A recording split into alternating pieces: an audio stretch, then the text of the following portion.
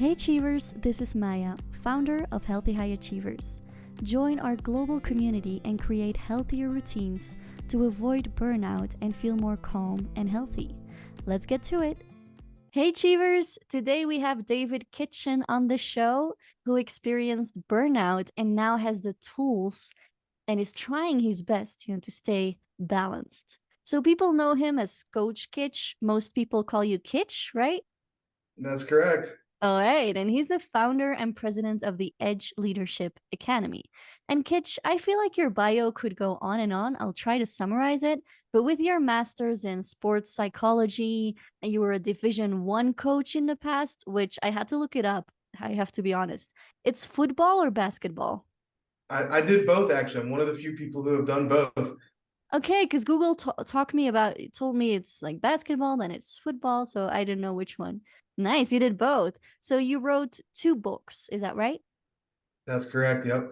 Okay, one's called The Pyramid, a system for building tomorrow's leaders today, and also The Scoreboard. I love that title. The Scoreboard, a self-audit system to help you build the life you want. So as a speaker, consultant, coach, you're helping people win in business, in athletics, and in life. So yeah, you're definitely a healthy high achiever, which is why I wanted to have you on the show. And if I'm not mistaken, you have a podcast too. I do. Yeah. I host the Built Not Born podcast, which is part of our leadership business as well. I love that title, Built Not Born.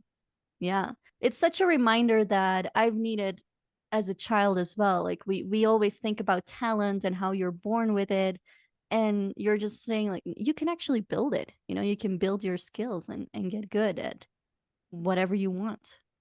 100%. And it came from, I'm sure we'll get into this more, but it came from Yeah. my own background. Like our business is completely founded in that idea that it's built, not born. And I look at, again, myself as the example. Like I grew up in a single parent household. I never met my real father. I'm an African-American man that grew up, in the middle of Pennsylvania. And so statistically, like I shouldn't be here. I shouldn't have been able to achieve the things I've achieved. And not that I'm successful by any stretch of the imagination as far as I'm concerned, but the things that I have been able to do have been the result of buying into a process and building systems. And what I've realized along the way is that the more time I spend with elite athletes, high performing CEOs, entrepreneurs, authors, all these different people, I realize they're not special.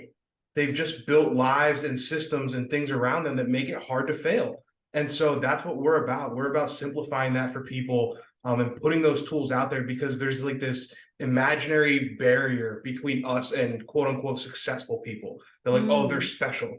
They're not. They're just like me and you. They do the same things that we do. They make the same mistakes that you do. They've just built systems to get them back on track quicker. Yeah, that makes me think of a book I read in the beginning of my entrepreneurial journey. It's called The Magic of Thinking Big, which really was like Mhm. my main guide to push my mindset into, the people at the top are not much different than you and I, because they just kept going. They didn't give up. They always found the solutions to any challenge on their path, and that's it. It's built, not born. Exactly, exactly. And it's once you can unlock that piece of your mind, you realize how quickly things can evolve and things can change. Like even just, 3, 4 years ago, if you would have asked me, if you would have told me that I'd be doing the things I'm doing now, I would have said absolutely no way. But here I am, like last night I was negotiating in equity in another business, and I'm writing the third book and I'm doing all these things. And I'm like, there was a moment where I sat down, and I work with a therapist as well. And I had the conversation with him, and he said, see, you're not chasing anymore, you're being. Right. And I think that's the key for a lot of people is we chase this idea, but if we just focus on just being that person and just starting to make decisions that that person would make, the door's open. And next thing you know, you blink and you look back and you're like, oh, I'm in the middle of it. Like I'm an entrepreneur. I'm doing it. It's not this crazy idea anymore. It's actually happening. I love that. The being, not chasing. It's like instead of focusing what you want to become and those goals, kind of also looking at now and being it and embodying that person today. 100%. You can choose at any time. You can choose to reinvent yourself completely at any time. All you have to do is make different decisions. Like you just ask yourself, okay, if I want to be, for me personally, I look at it and I say, okay, I want to leave the biggest impact possible. I want to be a serial entrepreneur. I want to be involved in different businesses. So that means that I have to make decisions that that person would make. And if I do that, then the process is going to take care of itself. As long as I build the skills along the way, I don't have to be perfect right now. I don't have to have it all figured out. I just have to start making decisions that that person would make. So reading, putting myself out there on these podcasts, putting my story out there, being open and honest about the things that I've learned, getting in the right rooms. And so a lot of times it comes down to just being willing to remind yourself, like, you don't have to be perfect. It's just, it's taking the swing. You know, there's that quote out there that everything you want is on the other side of fear. And I tell myself that all the time. I just said it on a podcast yesterday. Like, I've been public speaking now for, I mean, if you count my coaching years, 12 years, 10 years, something like that. And I still get nervous every time I step on a stage. Like, it's normal. It's there. You're not going to be perfect, but it's everything that you want is on the other side of that fear. And every time you do it, it becomes a little less scary and it becomes a little less uncomfortable. And sooner or later, it's part of who you are. It's human. Yeah. You're not perfect. You're human. And so 12 years. Wow. So when you compare, let's say when today you step on a stage and comparing that to 12 years ago stepping on a stage, what's the difference? Yeah, so I guess I got to look back and do the math here, so we're not miscalculating. I guess it would be 10. So this will be year 10 for me. The difference now is being in control of my emotions and being able to have some space. So I'm really, really passionate about meditation and what it can do for people and mindfulness. And I think that's been kind of my secret weapon along the way. And so I think the biggest difference that between the person on the stage then and the person on the stage now, two things. One is my ability to kind of pull back from those emotional responses and be able to just stay in the moment and not get so concerned with, you know, oh, I'm nervous or this isn't right or that isn't, like, it's not going to be perfect. It's never going to be perfect. And then the second thing would be, I've lived now a certain way with these principles and these concepts that I talk about, and I've lived long enough to see them take root in my life, and I've seen the benefits. So now when I speak about these things, I'm still speaking on the same things I was telling kids when I was a coach. But the difference is I've lived long enough and I've learned that I've seen the positive that comes out of it. And so now I have the courage of my convictions, and there's another level of passion that I can tap into, because it's like, not only am I telling you this because I know it works, but I'm telling you this because I've done it. I'm telling you this because I have the evidence in my own life that I was just like you know, and I say that all the time. I mean, I know you're not super familiar with sports, but basically when you're recruited to college, they grade you out and they put you on a board. And the people at the top of the board are the best players, and they're expected to be the best players over their career at that college. When I came into college, I was the top player on my board. So I was the top player that they brought in that class. I didn't play a single game in college. I completely messed the opportunity up. And so I tell people all the time, like, I've been on both sides of this, kind of both sides of the track. I've been the kid that had high expectations and failed, and, you know, came up short. I don't want to say failed because I learned a lot, came up short. I've also been somebody that nobody thought would be able to do this. And here I am. I mean, I launched this business in the middle of a pandemic and everybody said I was crazy.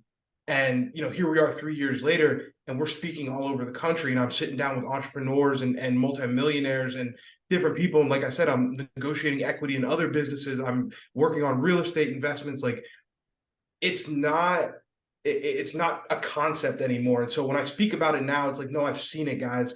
I'm not preaching to you from a mountaintop. I'm not a guru. I'm still figuring it out. I'm just a couple steps ahead of you in the valley, and I'm trying to help you get to where I am because I see how much better my life is now. And the best mentors are just those couple steps ahead. You know, they're not up there on their mountaintop, like you said. It's just a couple steps so that you can learn from them and get inspired and not only be surrounded by people who tell you you're crazy for doing what you're doing, but then also see the people who are doing it. And you're like, see, you know, if they're doing it, why not me? You know, why can't I do it? And I always feel like when people say you're crazy, that's when it's always triggered my inner rebel. I'm like, we'll see. Yeah. Watch me. I love that. Watch me. Yeah, Like, absolutely. Bet against me because I love it. But that's a hard thing for people to grasp at times, because as high achievers, we have to at some point come to terms with the fact that we do think differently than other people. And Mm. so there's always going to be, when you make that decision to go from living the normal life to chasing something bigger, the people that were surrounding you in that normal life are going to have some resistance to that because they don't understand it. And you have to get to a point where you kind of go through, it's almost like the stages of grief. Like you go through these stages of acceptance where at first you're listening to them and you're like, okay, yeah, maybe they're right. Maybe I shouldn't reach for more. Maybe I shouldn't do more with my life. And then you get to a point where you're like, no, screw you, watch me. I'm going to go do this. And then you get to a point where you're kind of angry and you're like, well, why don't you understand? Why can't you get it? And then you Mm. get sad and you get lonely and you're like, man, maybe I'm alone. And then you find your tribe and you find the people that you're supposed to be around and you start to get exposed to other people that think the way you think. And then you come to a point of, and I think every successful entrepreneur gets to this point, or successful person in general, where you just accept it and you say, okay, it's okay that you don't understand. I don't judge you for not understanding. You don't have to understand. I don't need your validation to live the way I want to live and to build what I want to build. I still love you. It doesn't change our relationship, but what it does change is the access and the influence that you're going to have on me. I love that. And it's so true. I've had business ideas that I would tell friends in Belgium and they would laugh. Like, oh, wouldn't that be nice? But I was like, I'm serious about this plan. And then I meet other people who I hear their plans, and their plans are way bigger than what I initially had in mind. And then you have those people, always next level that challenge you challenge others, and it's kind of that feeding into each other's growth, kind of. 100%. And I remember my first business mentor that I got, because at first I was just teaching myself everything off of YouTube. I had no idea what I was doing. I was running a business. I tell people I'm a graduate of YouTube University, and I was running a business based off what I could find on Google and YouTube. And I finally said, okay, I need to invest in a business mentor and I need to invest in a coach and be around the right people. And the first conversation that I had with him, he did two things that really changed the way I looked at things. One, he had me draw out my perfect day.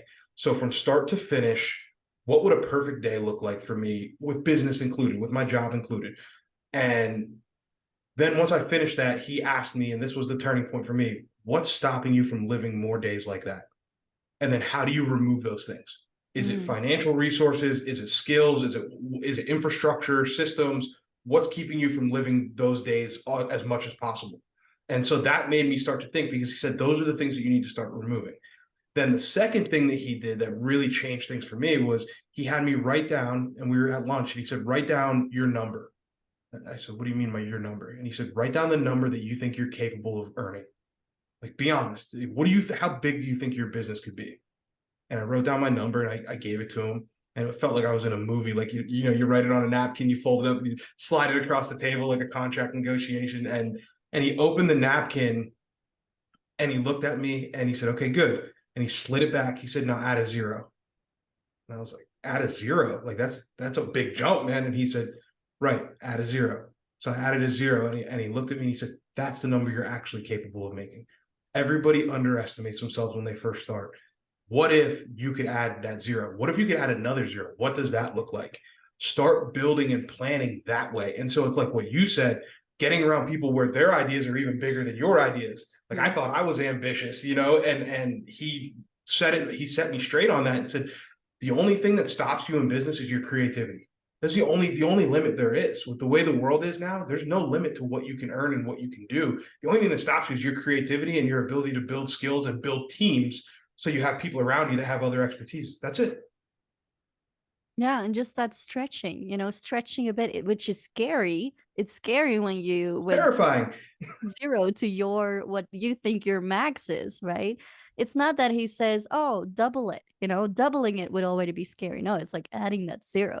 So that constant stretch, and then stretching your mindset, stretching your expectations, and then showing yourself, with every milestone. Hey, look, I did this. Hey, this used to be a goal years ago, and now I'm here. What's the next? So always that growth. And wow, we're like diving straight into the gems, and I love that. You're that real speaker and motivator of just from scratch, and love it. You already gave us a great journaling exercise as well, to write about your ideal day and then ask yourself, what is stopping me from living that ideal day more often, you know? Is it taking in sometimes it's just taking initiative, you know? Sometimes it's just, when you first imagining it and then just putting it into action. So loving this, and I'd love to know, kind of in your personal journey, you're at this place right now, but you weren't always here, of course. There's been a lot of growth. And with everything that you have done in your life and career, when did burnout kind of cross your path? Yeah, so there was two major feelings of burnout. The first was when I was coaching prior to starting my business, and that was a realization that I needed because it launched me on the career that I have now. But I was just working and working and working. I was trading time for money, and I was working so much that I was missing weddings and I was missing family events and I was missing all these things. I mean, I was working legitimately 14 hours a day, 7 days a week at a university. And yeah, it was great because people see you on TV and you're at this, this high level university that's respected in the sports community. People outside of sports don't care that you're doing what you're doing, but people inside sports are like, oh, that's awesome. Like you're at the top of the top. And I was working so much. Like I said, I was missing family events and all these things. And I didn't take a vacation for 8 years, and not a single vacation day. I never missed a day of work, anything like that. And I finally went on vacation with my family, and my younger brother's 26. He would have been 22 at the time. We were standing on, it was the second day of vacation. We were standing on a deck, and I had just bought a new truck, and I was showing him my truck and everything, and we're talking. And he looked at me and he said, dude, what are you going to do when you end up alone? And I was like, what do you mean? And he's like, all you do is work. Like you don't have a social life. You don't have anything else. You have nothing. And I'm like, dude, look at this truck I just bought. What do you mean I have nothing? Like I just did this. And he's like, right. He's like, but you look like crap. You Mm. haven't slept. You're not eating. Like I dropped in that year, last year of one of those years of coaching, I dropped about 50 pounds. And he's like, you're not eating. You're not sleeping. Like you don't look good. And I was like, no, I'm Wow. fine. So that night I left. I left vacation 6 days early. It was supposed to be an 8-day vacation. I left on day 2 and went back to the office. And so I get back to the office and I realize like, wow, this is unhealthy. This isn't good. Like I'm not heading in a good direction. My mental space wasn't in a great place. I was just struggling. And so the pandemic hit, and I had the opportunity. My contract was up, and so I had the opportunity to extend my contract and come back. And after I had those forced days off because of the pandemic, I realized like I don't want to do this anymore. I Mm. need a different path. And so I launched the business. Flash forward about a year, I'm into the business. We had a 5-year plan to profitability was our plan when I first launched the business. So it was going to take us 5 years to make money. We ended up being profitable in the first 6 months, which was completely outside the realm of reality to me. And unfortunately, it fed into my ambition and it fed into some negative things in me. And so I decided, okay, I've got this business conquered, this leadership stuff. I got it. I'm on lock with that. I'm going to take over the entrepreneurial world. So now I'm going to go and I'm going to open a gym. And so I opened a 22,000 square foot performance center that had boxing and spin classes and yoga and sports performance and all these different, it had batting cage. I mean, the works. And I had a business partner and he had experience running a gym and he had 2 other locations. And so I was like, I'll be okay because I have this guy here to mentor me. My Mm. my business is kind of on autopilot a little bit on the side, so I'm okay. And meanwhile, I'm taking PhD courses. I'm in the process of writing my book, and I'm living with my girlfriend for the first time. I'd never lived with a female before, so she had just moved into my house, and so all these things are happening at once. And my business partner stepped away a month before opening day, and so now it's just me.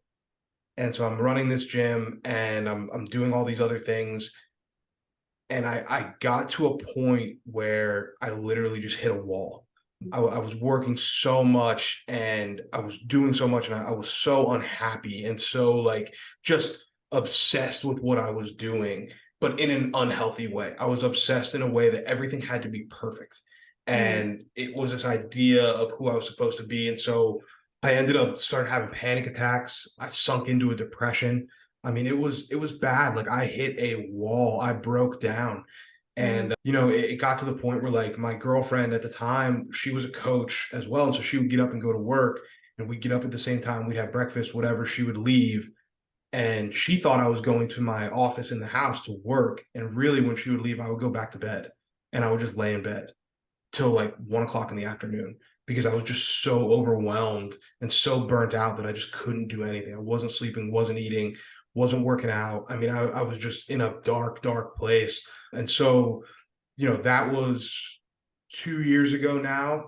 And it took a good 6 to 8 months to get myself back to normal. I ended up closing the gym, and I was just like, I got to refocus on what's important here. I need to focus on the big rocks, and I need to take care of myself, number one, because I can't pour into other people if I'm like this.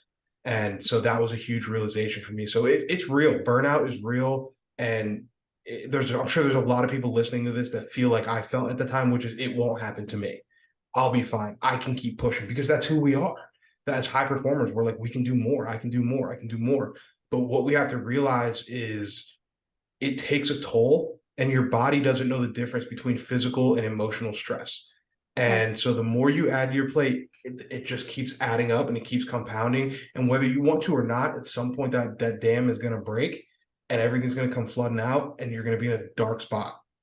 Yeah, and it backfires. And some people think, no, that won't happen to me because I have so much motivation and ambition, and I'm very driven. So I can't imagine me lying in bed and not doing anything all day because I want to be doing stuff. But then it happens. And then you're burned out, everything backfires. And then, like you said, your girlfriend thought you were going to work. You just went straight back to bed. So when you were those days, how long did it take for you to kind of, what's the time window of you just being in bed? For how long did you do that? And what was that first little step, the first little thing you were able to do to get out of that hole? Yeah. So that part lasted probably maybe 2, 3 months. Honestly, like I was a mess, man. I was doing the bare minimum. My businesses were just barely scraping by. It was just the bare minimum. I mean, I would get up and put a shirt on and do a Zoom meeting, and then go back and lay down again, and work. I'd work from my phone or from my laptop or whatever, but it wasn't real. It wasn't me. And like you said, I'm so motivated. I'm so driven. I was all those things. If you would have told me that would happen to me, I would have laughed in your face, and I would have been like, absolutely not. Ever would I allow that to happen? But yeah, it went on for a couple months, and what really got to me was I started to tell myself, okay, just win something. Like, wake up and win something in the morning. And Mm. so that was the first thing that I started to do, was like, okay, as soon as I get up, I always made my bed. So like, first thing I'm going to make my bed, but then I'm going to go and read. Even if I just read 5 pages, 10 pages, whatever. Okay, now I'm going to do this. And then I started to meditate, and I started to add some skills on top of it, and like stacking, so that I ended up with this morning routine. And that's when it really shifted. Then it was like, okay, I'm good to go. Like, the other big thing was just getting outside. Like, get up, get outside, get sunlight, go for a walk. I used to walk my dog. We go for 2, 3 miles and just walk, and that would get me going a little bit. And then I was able to do that. And the other thing was learning to schedule my days, and putting things in there that were non-negotiables. Because what happened when I was burning out was that all the things that I needed to protect me were getting moved, right? So like, my workout, even though I owned a gym, my workout would be the first thing on my calendar that would get moved to the end of the day. And then the end of the day would come, and there's a million other fires to put out. And so it got scrapped. And, same thing with my meditation time and all these different things. And so it's like putting those things into my calendar first. And now on my calendar, those are things that are in every single week, recurring, and they don't move. Mm. My team knows when they schedule meetings for me, when they schedule podcasts, Zooms, whatever, it cannot be during those times, because those things are non-negotiable, because that's what keeps me on track. And so, the things that I think got me out of the hole were finding something, first off, that I can win, whatever that is, in the morning. Win something, win a moment. The scheduling piece, and then again, just reflection, and starting to get space in my mind. I like that idea of just winning something. Doesn't matter. Even if it's just one page in a book, or if it's just wash one plate. Whatever Build it some is. momentum, do something. Yeah, do something.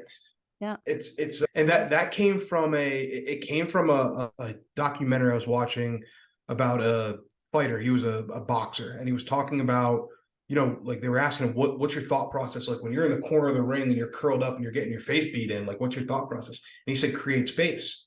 He said, I'm not trying to knock the other guy out at that moment. I'm just trying to create a little bit of space so that I have room to work.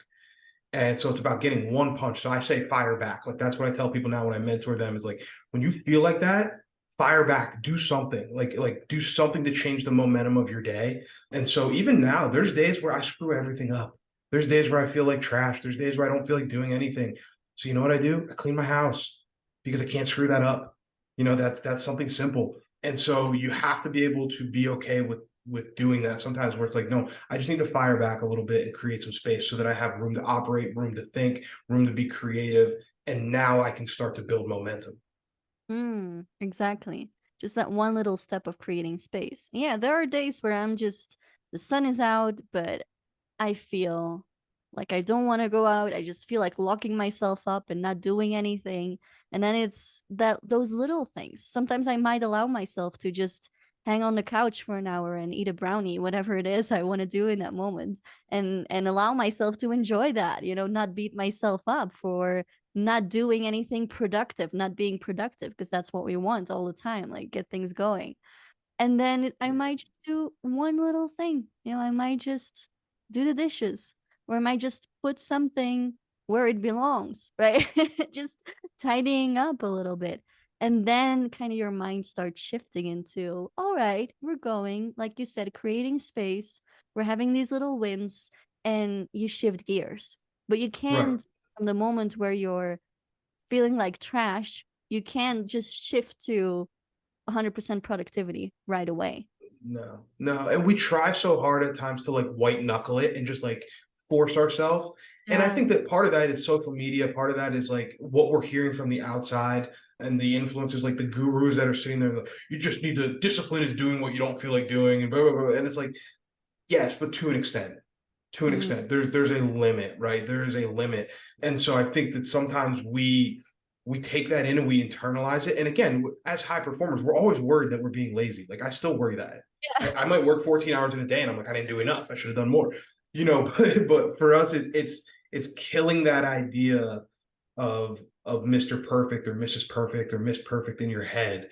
Get rid of that. Get rid of that. Like just run your race. Just do what you can do every single day. And if you stack enough days in the right direction, eventually you're going to get there.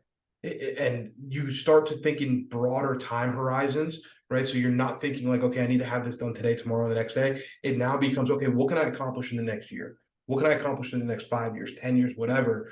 And obviously there's projects that have to take place along the way. So you can't just say, okay, well, I'm just going to put it off for a year. But, you get rid of these arbitrary deadlines that we put on ourselves that aren't real. They're not real. And you have to have a system to figure out what is real as far as impact, as far as urgency, as far as importance. Like you have to build a system to figure out what you need to accomplish, what can wait, what needs to be delegated, what needs to be eliminated completely, and then how you're going to go about that. Yeah, when you look back, those achievements, big wins, small wins, sometimes you just feel lazy day to day because you think you should be doing your 9 to 5 or more, your 12, 14 hours in a day. I know I sometimes beat myself up for not being productive at 3 p.m. because I'm like, I have that 9 to 5 mindset from society that makes me feel obligated to be productive at least until 5. And I'm like, why? When I then look back and I start making a list of everything that's happened and everything important that has been developed, that changed, that grew in my business, in my life in the past, let's say 6 months or then even a year, it's big. You can really celebrate that and see. But then even when your day to day feels lazy, quote unquote lazy, because we want to be perfect, we want to be super productive, I feel like what feels lazy to us in reality is still super productive, right? 100%. Oh my gosh, there's days, and I'm a morning person. I love mornings. Like that's my thing. So there's days where I get things done between 5 a.m. and 11 a.m. And then I'm like, oh man, like I'm gonna work until 6 p.m. tonight. Like I'm gonna do this, because again, like you said, that 9 to 5 mindset. Mm. So I almost like discredit everything I got done between 5 and 9 a.m. Like it doesn't count. And it's like, no, it does count. Those are high impact things. And so, yeah, you have to look at it as, first off, success is a war of attrition. It's just staying in the fight longer than other people. It's being able to stay in it over year after year after year, and day after day after day, accomplishing little things, right? And I say all the time, a little bit all the time is better than a lot once in a while. It just is. And so if you can do a little bit all the time, and so now I've gotten to a point in my life that's completely different. If you would have told me 2 years ago that I lived like this now, I would be like, absolutely not. But if I'm not feeling it, like if I'm not, if it's not, the juices aren't flowing, the creative juices aren't flowing, whatever, I'll come up with, I always have a task list that are like meaningless, not meaningless, mindless tasks, and more like systematic things that I can do. I'll knock out some things on that, and then I'll take the rest of the afternoon off. I'll go golf. Like I'll go play 9 holes on a Wednesday. And that for me recharges me. It brings me back. And then when I get back, I might work that night, or I might have a burger and drink a beer and then Yeah. work the next day. Like you have to give yourself some grace and be a little bit more compassionate with yourself. Doesn't mean being soft with yourself. You still have to be disciplined. And so if I have those days, that means that, like, for instance, this week I spent a day with my brother. That means that I have to work on Saturday. Okay, no big deal. Like, you know what I mean? But I'm not gonna punish myself and not go spend time with my family, or not go golf, or not go do some of the things that I want to do, and try and like white knuckle my way through a day where I'm not productive. If you're not productive, you're not productive. Chalk it up, get some things done, and then move on. Yeah, and you're giving that importance to family events too and things that recharge you. It's not that they are less important than business goals or work goals or things on your to-do list, right? They're as important because they're important to you, they fill you up. And so it's awesome that you mentioned that because it's is that quality over quantity as well of working hours. Why do we count our day in terms of how many hours we've worked instead of if you from 5 a.m. to 11 a.m. you did those high impact things that really make a difference in your business, you're done. Why work until 6 p.m.? But I love that flexibility that you need to have as well, listening to your body, giving yourself that grace. And that's something I talk about a lot. And it's something that Peru taught me. I don't know how you learned it in high productive society, but for me, it was really helpful to have the context of more chill culture to actually Mm. calm down that hyper productive Belgian mindset of I need to have that structure and I need to follow my schedule and I need to do time blocking. And these days, I don't even time block anymore because I really, yeah, it's like you said, that balance between being disciplined, but also listening to your juices, your creative flow, your natural productive urges and going along with that. So, as a last question for today, this has been just a conversation full of gems, and I feel like everyone needs to listen to this one. But the last one, you already mentioned it a little bit, but today, having experienced burnout and now doing all the things you're doing, what else? What's kind of on your list of your non-negotiables and your boundaries as an entrepreneur and as a high performer? Yeah, I mean, obviously, my morning routine, non-negotiable. That my phone, I do not look at my phone when I get up in the morning. Like I'm a firm believer, check in with yourself before you check in with the world. And so when I get up, that's a non-negotiable. I get up, I meditate every single morning. Again, non-negotiable. That everybody in my family knows that. They know my phone is not on. Don't call me. I'm not going to answer. That's a non-negotiable. My workout time, reading, those things are absolutely for me pivotal. The other things that I don't ever move is therapy. Like I go to a therapist, I'm proud of it. I think more people need to, and that's non-negotiable for me. I don't ever move my therapy appointments. Like that's something that I need for me. And so, those are some of my non-negotiables. And then as far as setting boundaries, I kind of I struggle with this still, but I'm getting to a point now where I align everything with my values. And so every single opportunity, and this has probably been new over like the last probably 2 years, I would say, every single opportunity or relationship or event or organization or whatever it is that comes across my plate, I run it through a very simple test. And I ask myself, is this bringing me closer to my vision? Does this allow me to fulfill my mission? And does this align with my values? And if it is not yes, yes, yes, then 90% of the time it's no.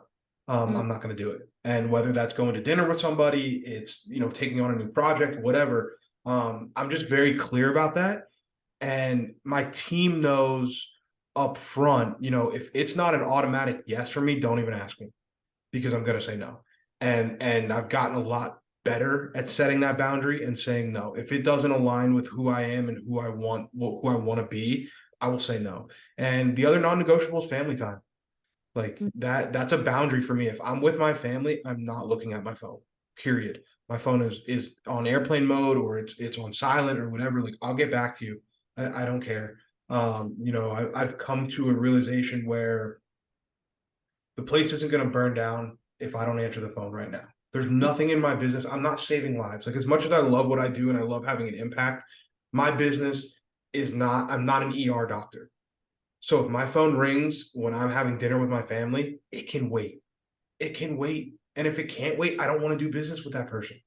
And so that's, another boundary that we have is, like, I tell everybody up front in our client meetings, we're not for everybody. And I have fired clients before, and I will do it again. Those are just boundaries for me. Like that, those are the things I have to protect, that in order for me to be the best version of myself. Yeah, absolutely. In order to be the best person, the best entrepreneur, the best coach, consultant, everything that you do, the best writer. You're working on your third book right now. When more or less is that coming out? Oh man, you put me on the spot here. I'm hoping to have it done within the next year. It's going to be titled Life in the Arena. It's going to be all the lessons that I've learned from being around high performers, getting into the world of high performance myself, anecdotes, as well as the psychology behind. So it's going to be kind of a bridging the gap between theory and practice. So I'm really excited about it. I wrote my first one and I felt like I had so much more to say. And then I wrote my second one and that was completely different. And so now this third one, I feel like this is me. Like, I'm putting me into these pages. I'm trying to make this the book that I wish I had when I was coming up. And so I'm really excited to get that out for people. I think it's going to be, hopefully it's going to be a really great resource for people that are looking for some skills to build. And also, I'm going to put some humor in there and be myself. And so it'll give you an inside look into who I am and what has come, full circle into this business that I have now, and the entrepreneurial journey and learning along the way. Can't wait. Yeah. Thank you. I'm excited. If people want to follow along with your journey and kind of follow up, see when that book's coming out, the third one, where can people follow you? Where are you most active? Where can people find more about you? And I'll make sure to put those links as well in the show notes. Absolutely. So I'm most active probably on Instagram. I'm at Coach D Kitch on everything: Instagram, Twitter, LinkedIn, Facebook. It's all at Coach D Kitch. The business is edgeleadershipacademy.com. You can follow us there. We have a ton of resources on there too. My business partner hates me for doing this, but I do it anyways. We give away so much free stuff. So if you're interested in any of this stuff, please go on our website. We have free resources there. If you can't find what you're looking for, check our social media, because at some point I've probably posted it for free, which I get text messages from them like, dude, you can't do that. And I'm like, yes, I can. Watch me. So, that's out there. And then we also have our the table mentorship group. So we say all the time, you want to bring something to the table, you want a seat at the table. We've created a mentorship group for people. So if anyone's interested in that, reach out, get into the DMs on one of the social media pages. And we only take 15 people at a time. We keep it small, but it's more than worth the value. Yeah, I love that. All right. I'll definitely check out those resources. You make me curious now. What are you giving away? I'm going to check that out right now. Thank you so much for your time today, Kitch. It's been just so insightful, and so many words and concepts that just people need to hear, people who want to go from that being an exhausted overachiever, right, to being a healthy high achiever. So thank you so much. Take care, and I'd love to stay in touch. Awesome. Thank you for having me. Hey Achievers, I hope you enjoyed this episode as much as I did recording it. Please, please, please subscribe and review my podcast. It would mean the world to me. See you in the next episode.